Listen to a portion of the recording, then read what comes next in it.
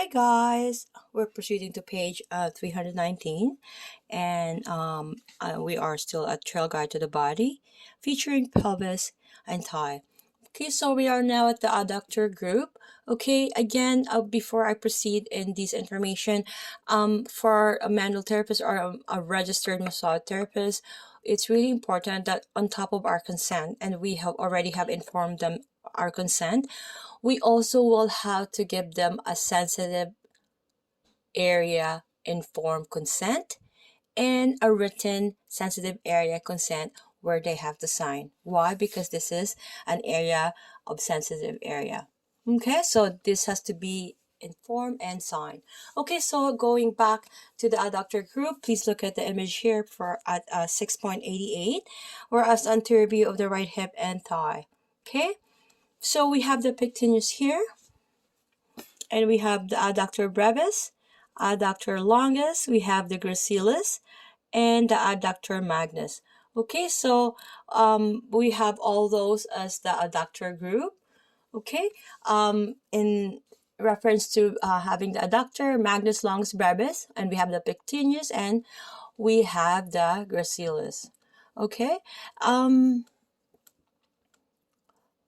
okay, so the 5 adductors are located along the medial thigh, between the hamstring and the quadriceps femoris muscles. Okay, so there are proximal tendon attached at specific locations along the base of the pelvis. So together, these tendons form a connective tissue drape that extends from the superior ramus of the pubis to the ischial tuberosity. So when the thigh is viewed anteriorly, the muscle bellies of the adductor lie in 3 layers. Okay, so the pectineus and the adductor longus are most anterior. So behind them is the adductor brevis, and most posterior is the adductor magnus. Okay, see how it's being presented in the anterior view. Okay, and the broad span of adductor magnus, known as the floor of the adductors, lies anterior to the hamstring. These 4 muscles tuck posteriorly to the quadriceps femoris group and insert on the posterior femur. So the 5th adductor, the gracilis, lies superiorly on the medial thigh. It is the only adductor that crosses the knee.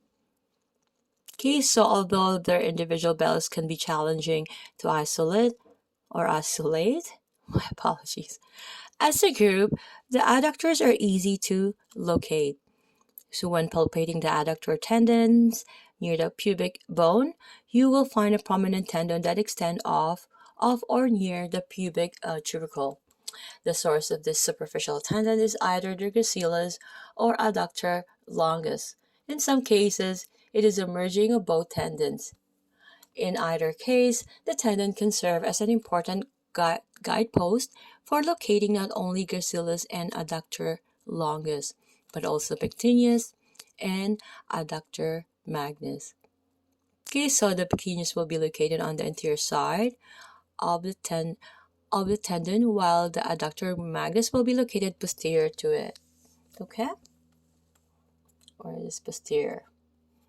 Okay, so the action for the adductor group, it adduct the hip. It also medially rotate the hip. So all, keep this in mind, except gracilis. Okay, because it's the only one that really have 2 joints, hitting 2 joints, right? Yeah, see, it's only the adductor that crosses the knee, and so except that, it will assist to flex the hip, and gracilis will flex the knee. Okay, I hope I didn't confuse you. My apologies. Okay, let's do this again. So gracilis, being the 5th adductor, it lies superficially on the medial thigh, but it is the only adductor that crosses the knee. Okay, so therefore it flexes the knee, and also immediately rotate the flex knee. Again, the word flex. Okay, you can't medially or laterally rotate the knee unless it's being flexed. Okay, because again, it's only there's the how the joint. But please watch my other video with regards to joints. Okay, so again, all except the gracilis will assist to flex the hip. Okay, So we have that established. So posterior fibers of adductor magnus will extend the hip.